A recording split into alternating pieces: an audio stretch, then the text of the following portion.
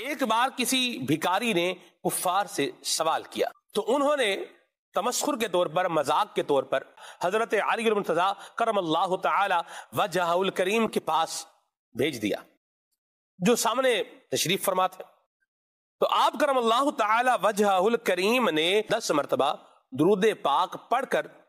اس کی ہتھیلی پر دم کیا اور فرمایا مٹھی بند کر لو، میں قربان جاؤں، اور جن لوگوں نے تمہیں بھیجا ہے ان کے پاس جا کر کے مٹھی کھول دینا۔